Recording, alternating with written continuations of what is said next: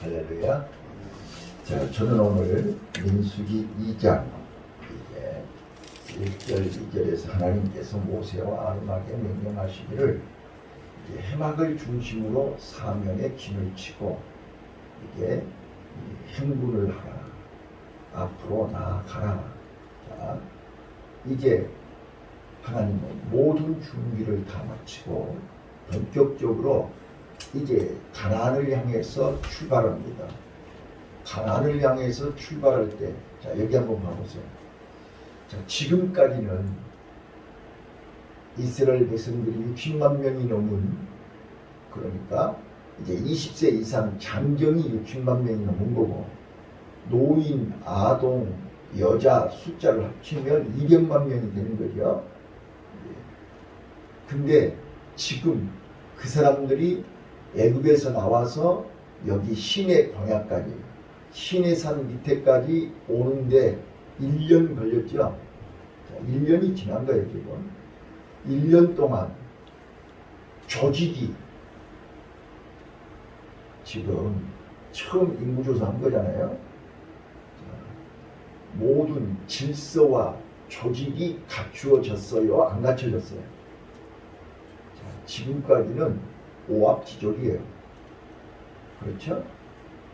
그런데 하나님 말씀을 주시고 성막을 주시고 율법을 주시고 이제 모든 하나하나 하나님의 나라, 하나님의 군대, 하나님의 백성으로 조직을 갖추었다 그 말입니다. 조건을 다 갖추었어요. 자, 그래서 이제부터 어린아이가 아니에요. 오합지졸이 아니라고. 이제는 하늘나라, 하나님 나라 백성, 하나님 나라 군대로서 이제는 가나안을 향해서 본격적으로 가나안 전쟁을 하러 가는 거예요. 그래서 20세 이상 군인으로 하나님이 명수를 계수했고 그 사람들로 하여금 진영을 만들어서 가족별로 지파별로 이제 세 집밭씩 4대로 진을 치게 하고 그 중앙에 그 한 가운데에 해막이 있습니다. 하나님 중심으로, 성전 중심으로, 말씀 중심으로 우리가 가나안을 향하여 출발해야 되고, 죽음의 땅, 이 전갈과 뱀이 득실거리고 강도와 도적이 호시탐탐 노리고 있는 이 광야를 우리가 어떻게 통과해야 되느냐, 그 비밀을 민수기 2장에서 설명합니다. 자, 잘 들으셔야 됩니다. 우리 하나님은 질서의 하나님입니다. 질서가 깨져버리면, 가정의 질서가 깨지면 가정은 무너집니다. 이스라엘 백성들은 지금 성막을 중심으로, 십계명, 율법을 중심으로 신앙의 공동체, 말씀의 공동체입니다. 하나님을 중심으로 그들이 하나가 되어 가나안을 향해서 진군하는 것입니다. 그래서 각 지파별로, 각 진영별로 세 집밭씩 묶어서 4개 진영을 만들었죠. 그래서 제일 앞에 선두 유다 지파입니다. 유다의 진영입니다. 거기 세 지파는 제일 강한 이 군인의 수가 제일 많은 제일 강한 군대가 제일 앞장서는 것입니다. 그리고 약한 군대는 가운데 들어갑니다. 그리고 그 다음으로 강한 군대가 제일 마지막 흥미에서 가운데를 보호하고 지키는 것입니다. 이게 하나님의 작전입니다. 그래서 항상 교회나 가정이나 어디든지 제일 강한 자가 앞장서야 되는 것입니다. 힘 있는 자가 앞장서는 것입니다. 예? 그리고 약한 자는 가운데에서 보호를 받아야 됩니다. 그 다음에 강한 자가 제일 뒤에서 지키고 앞에서 끌고 뒤에서 밀고 이렇게 가야만 가장 합리적이고 또 가장 아름다운 조화가 이루어지는 것입니다. 자, 그래서 이제 하나님이 1절, 2절에서 명령하시고, 자, 3절부터 9절까지는 유다의 진, 동쪽입니다. 해 뜨는 동쪽. 자, 이 동쪽이 성경에 아주 자주 나옵니다. 성막문이 동쪽에가 있죠. 자, 에덴 동산에서 아담이 선악과 따먹고 어디로 가죠? 에덴 동편으로 갑니다. 자, 이제 그 얘기는 나중에 하기로 하고, 동편은 항상 해가 뜨는 곳입니다. 하나님을 만나는 방향입니다. 자, 그래서 성막문이 동쪽으로 있어요. 동쪽에는 가장 강한 자, 힘 있는 자, 유다 지파, 유다의 진이 이사갈과 스볼론, 세 지파가 유다 지파와 합쳐져서 동쪽에 자리 잡고 있습니다. 그 다음에 그것이 3절에서 9절까지. 두 번째, 남쪽은요, 10절부터 16절까지 루벤의 진입니다. 시므온과 각 지파가 함께합니다. 그 다음에 중앙에 레위 지파가 성막을 중심으로 17절에 보시면 레위 지파가 성막을 이렇게 둘러싸고 있습니다. 18절로 24절 서쪽에는 에브라임의 진입니다. 므낫세와 베냐민. 거기는 다 요셉의 가족들이죠. 에브라임, 므낫세, 베냐민. 그래서 서편에가 있습니다. 가장 약하고 수가 가장 적습니다. 그 다음에 이제 제일 북쪽, 제일 후미에 단진입니다. 납달리 지파와 아셀 지파가 함께합니다. 그래서 동서 남북 사면을 진을 치고 한가운데 해막이 있습니다. 성막이 있고 성막을 레위 지파가 뺑 둘러서 이렇게 보호를 하고 있습니다. 이 진은 행군할 때도 마찬가지고 주둔할 때도 마찬가지고, 그래서 지금부터 본격적으로 광야에서 언제 어느 때 어떻게 전쟁을 해야 될지 모릅니다. 언제 어느 때 어떻게 싸워야 될지 모릅니다. 그래서 항상 긴장해야 됩니다. 그래서 전투태세로 이제 진영을 갖추어야 됩니다. 우리 군대에서 다 5분대기죠. 항상 행군할 때 천병이 앞에 가고 항상 우리 훈련을 많이 했습니다. 그래서 총 인구, 군대로 군인으로 이렇게 선택받은 사람들이 60만 3,550명. 32절로 34절. 이제 정확하게 이 이스라엘 백성들이 시내산에서 모든 준비를 다 완벽하게 갖추고 출발을 했습니다. 여기서 이제 문제가 뭐냐면, 여기서 우리가 두 가지를 발견하셔야 되는데, 첫째는, 자, 어제 말씀드렸습니다. 창세기는 뭐하는 책이라고 했죠? 창세기는 시작을 알려주는 책입니다. 제네시스, 베레시트, 제네시스라고 얘기했어요. 자, 인류 역사가 시작한 것입니다. 우주 만물의 시작입니다. 그 시작의 중심점에는 하나님이 계십니다. 우리 삶의 중심에 하나님이 계셔야 된다는 것입니다. 그러니까 타락이 무엇입니까? 죄가 무엇입니까? 하나님을 떠나는 것이 죄입니다. 이게 바로 창세기 3장의 선악과를 따먹는 것입니다. 선악과를 따먹고 우리 인간은 창세기 50장에 어디에 가 있습니까? 탕자가 아버지 집을 떠났더니 어디에 가 있었습니까? 광야 한복판에 돼지치고 있었습니다. 우리 인간이 하나님을 떠나면서 잘 살고 잘 될 것 같았지만 결국은 어디에 가 있습니까? 애굽에 가서 430년 동안 종생활하고 있었습니다. 이게 창세기입니다. 이게 창세기예요. 그거를 우리에게 가르쳐주는 것이 창세기입니다.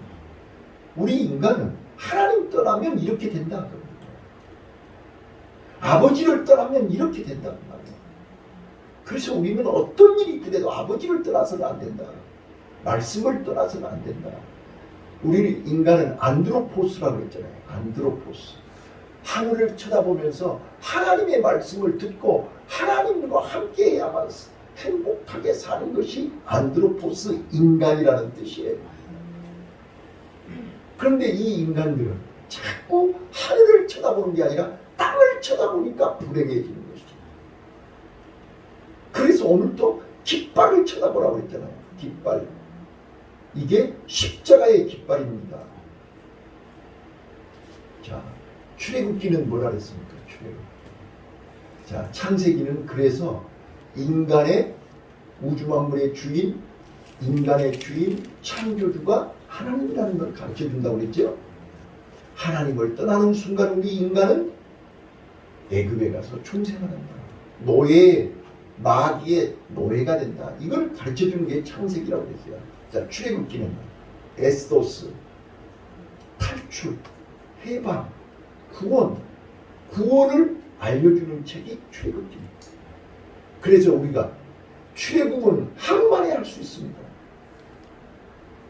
그런데 430년 동안 종생활했던 노예의 근성, 애굽에서 살았던 이 습관, 애굽에서 살았던 모든 근성, 이거를 뿌리 뽑는 데는 이걸 고치고 바꾸고 가죽을 벗기고 이거 뿔을 자르고 이 기름덩어리를 떼어내는 데는 광야 40년이 필요하다.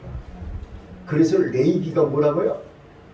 레위기는 하나님은 출애굽기 하나님은요 우리를 죄에서 어두움에서 노예에서 그 사단에게서 마귀에게서 건져주기를 원하시는 하나님이 출애굽기에 있다고 그랬어요.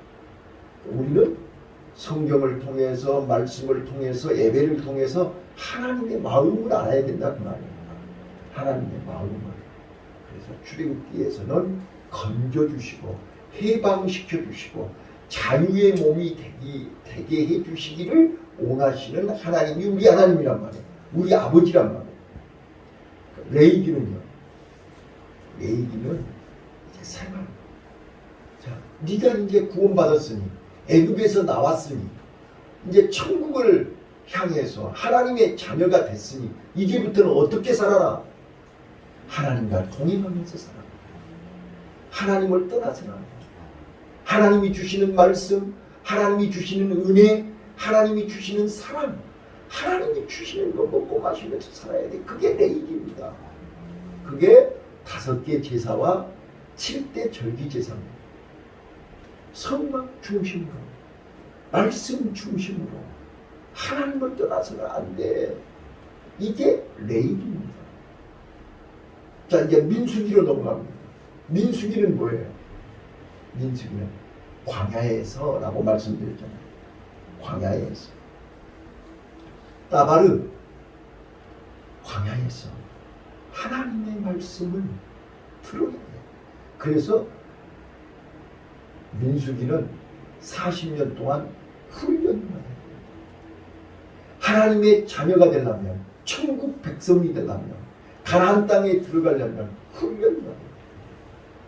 선수는 챔피언이 되려면, 금메달을 따려면 훈련을 해야 돼요. 어떤 조교, 어떤 감독, 어떤 코치의 훈련을 받느냐가 중요한 것입니다. 그게 민숙입니다. 그래서 하나님은 나와 여러분 챔피언이 되기를 원하십니다. 금메달 따기를 원하신다. 그래서 하나님은 우리를 철저하게 말씀 중심, 구름기둥, 불기둥으로 일체 봐봐요. 선수들은 몸 관리를 해야 되잖아요. 그래서 아무리 먹고 싶어도 안 먹잖아요. 체중 감량을 해야 되니까. 그래서 일체 세상 것 못 먹게 하고 만나와 맥주라기만 먹게 하는 것입니다. 왜? 애굽에서 먹던 고기, 부추 이걸 먹으면 우리는 가나안을 못 간다. 금메달 못 단다. 그래서 철저하게 훈련입니다. 그래서 민수기는 38년 동안 훈련을 시키는데 어떻게 해요? 10번이나 실패합니다. 상상해 보세요. 10번 실패하면 그게 선수 노릇도 하겠어요? 못 하겠어요? 네? 자, 격투기 선수들이 체중 감량에 10번 실패하면 게임에 들어가겠어요? 못 들어가요? 아슬아슬하게 들어갔다 할지라도 힘을 쓸 수가 없어요. 그래서 운동선수들이 제일 중요한 게 체중 감량이죠. 개체량이 통과가 됐다 할지라도 체중 감량을 실패하면 힘을 쓸 수가 없다니까요. 지금 이스라엘 백성들이 광야에서 40년 동안 10번이나 실패했기 때문에 그들이 가나안 땅을 가도 실패한 것입니다. 이걸 우리가 아셔야 됩니다. 오늘 우리는 이 땅에서 성공해야 가나안 땅 들어갈 수 있습니다. 근데 우리는 한 주간 동안 또 넘어지고 한 주간 동안 또 넘어지고 계속 넘어지고 다시 또 주일날 와서 세입 먹고 또 가서 넘어지고 그러다 보면 우리는 이제 만성이 되거든요. 그래서 하나님이 철저하게 말씀 중심, 성전 중심, 만나와 맥주라기만 먹게 하시는 것입니다. 다른 건 먹으면 안 된다니까. 우리가 또 실패하게 되었어요. 근데 이스라엘 백성들이 광야에서 어제 말씀드렸잖아요. 네 가지 문제만 생기면 원망합니다. 이게 바로 실패의 첫 번째 따바르가. 하나님 말씀을 들을 때는 절대 실패하지 않습니다. 사람 말을 듣는 순간 같은 따바르인데 마귀의 말을 듣거나 사람의 말을 들으면 넘어져요. 그래서 우리는 사람 바라보지 말고 환경 바라보지 말고 하나님만 바라보라는 거예요. 이게 이 훈련을 민수기에서 하는 거예요. 그래서 민수기에서 훈련이 잘 된 사람들을 신명기는 뭐라 그랬어요? 축복하신다고 그랬죠. 하나님은 여호와 이레 하나님입니다. 하나님은 우리 아버지는 나 옛날에 우리 아버지는 내가 내려간다 그러면 작은 방에다 보따리를 다 쌓아놓으셨어요. 그때는 차도 없었어. 작은 방에 가면 보따리가 있어요. 이것도 갖고 가고 저것도 갖고 가고 이거 다 갖고 가라고 해. 몸뚱아리가 하나인데 어떻게 그걸 다 가져가. 그때 차 있었으면 얼마나 좋아. 하나님은 나와 여러분에게 필요한 것을 아시고 필요를 아시고 다 준비해 놓으셨어요. 근데 우리가 믿음이 없어서 그걸 받아가지를 못해요. 그게 신명기. 하나님은 우리에게 누르고 흔들고 가득 주시기를 원하신 아버지가 신명기. 근데 훈련이 안 돼 있으니까 그거를 받아가지를 못한다니까. 이거를 하나님은 모세를 통해서 우리에게 가르쳐 준 거야. 이거를 우리가 이런 하나님의 마음을 읽어야 된다니까. 그래서 하나님은 지금 이제 레위기를 말씀하시고 나서 이제 본격적으로 훈련하자. 본격적으로 지금 민수기에 들어와서 훈련을 하는데 아무렇게나 오합지졸로 훈련하면 안 돼. 프로그램이 있어. 1년차, 2년차, 40년 프로그램이 딱 정해져 있어. 자, 우리가 올림픽이 4년마다 오죠? 올림픽에 가서 금메달을 따려면 1년, 2년, 3년, 4년 계획이 있어요. 1년 차에는 어떤 훈련이냐? 지구력 훈련을 해야 돼. 지구력이 있어야 돼. 2년 차, 3년 차 계획을 세워가지고 철저하게 훈련해야 돼. 자, 하나님은 12지파를 4개 진영으로 나누어서 동서남북으로 나누었어. 그리고 힘 있는 사람들이 앞에 서게 하고 힘 없는 사람들은 가운데 있게 하고 그 다음에 힘 있는 사람들이 뒤에서 밀어줘야 돼. 자, 이 가족이요, 교회가 마찬가지야. 힘 있는 사람들이 앞에서 일을 하고 약한 사람들은 가운데다 넣어놓고 그 다음에 힘 있는 사람들이 뒤에서 밀어줘야 돼. 그래서 앞에서 끌고 뒤에서 밀고 그래야 우리가 광야를 잘 통과할 수 있습니다. 마지막입니다. 우리가 믿는다는 것은 꼭 명심하셔야 해요.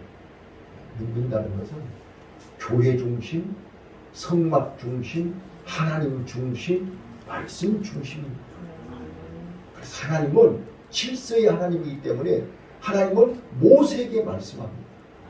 그럼 모세는 각 지파의 지도자들에게, 리더들에게 말씀합니다. 그러면 그들이 가족에게, 지파에 가서 모든 사람들에게 하나님의 말씀을 전달합니다. 우리는 눈 뜨면 성막입니다. 눈 뜨면 하나님의 말씀입니다. 눈 뜨면 하나님의 은혜입니다. 나는 다시 한번 또 말씀드립니다. 우리가 문제가 생기면 따라서 하나님의 선물입니다. 우리가 문제 앞에서 원망하는 것은 그거는 실패하는 것이죠. 감사하는 것이 성공하는 것이죠. 하나님은 언제 어디서 주무시지도 않고 졸지도 않고 다 보고 계시고 알고 계십니다. 하나님이 우리 형편을 모릅니까? 우리 처지를 모릅니까? 다 안단 말이에요. 근데 하나님은 항상 우리에게 뭘 먼저 요구하시는 거예요? 믿음을 요구하십니다. 자, 이번 주일날 오전 오후 저는 믿음에 관한 설교를 준비해왔습니다. 그래서 낮 예배는 믿음의 특성, 히브리서 12장, 11장 1절로 2절 믿음의 특성 4가지를 얘기할 것입니다. 그 다음에 오후 예배는 믿음의 기적, 믿음을 하나님이 알려주는 대로 그 믿음 가지면 기적이 일어납니다. 하나님은 언제든지 우리에게 주시기 전에 믿음을 요구하십니다. 인자가 세상에 다시 올 때 너희들에게서 믿음을 보겠느냐 그랬지 않았어요. 아브라함에게 하나님은 믿음을 요구하신 것입니다. 모리아산에서 하나님이 요구하는 것은 이삭이 아닙니다. 아브라함의 믿음이었습니다. 우리는 하나님 앞에서 믿음을 인정받아야 되는 것입니다. 문제 앞에서 우리는 믿음이 흔들리면 안 됩니다. 문제 앞에서 우리는 하나님 앞에 믿음을 인정받을 기회인 것입니다. 저는요, 어제 이 신학을 공부하신 분들은 다 알지만 교부시대에 요한 크리소스톰이라는 유명한 교부가 있습니다. 근데 이 교부가 황제 부인에게 밑보여가지고 황제 부인이 이제 귀향을 보냅니다. 거기서 죽습니다. 근데 귀향 갈 때 마지막 설교가 유명한 설교가 있습니다. 예수 이름으로 고난의 길을 가게 되었습니다. 주님과 함께 가는 길인데 무엇이 두렵겠습니까? 죽음 아닙니다. 그리스도가 내 생명이기 때문에 이 땅 어디에서 쫓겨난들 두렵지 않습니다. 모든 것이 하나님의 것입니다. 하늘이 기다리고 있습니다. 다 빼앗겨도 하늘에 쌓일 것입니다. 자, 잘 들으세요. 산으로 몰아내면 나는 엘리야가 될 것입니다. 저들이 나를 구덩이에 던지면 나는 에레미야가 될 것입니다. 나를 바다에다 던지면 나는 요나가 될 것입니다. 저들이 나를 돌로 치면 나는 스데반이 될 것입니다. 나를 매로 때리면 나는 바울의 영광을 차지하게 될 것입니다. 그러므로 결코 나는 두려워하지 않습니다. 이게 마지막 설교였습니다. 오늘 우리는 하나님이 나와 함께 하심을 믿으세요. 두려워하지 마세요. 염려하지 마세요. 오늘도 하나님은 내 안에서 나에게 어떤 문제, 어떤 상황, 어떤 환경에서도 믿음을 요구하십니다. 믿음이 흔들리지 않기를 바랍니다. 믿음으로 인정받으시기를 바랍니다. 사자굴 앞에서 믿음을 인정받은 다니엘처럼 풀무불 앞에서 믿음이 흔들리지 않았던 다니엘의 세 친구들처럼 믿음으로 승리합시다. 기도하겠습니다.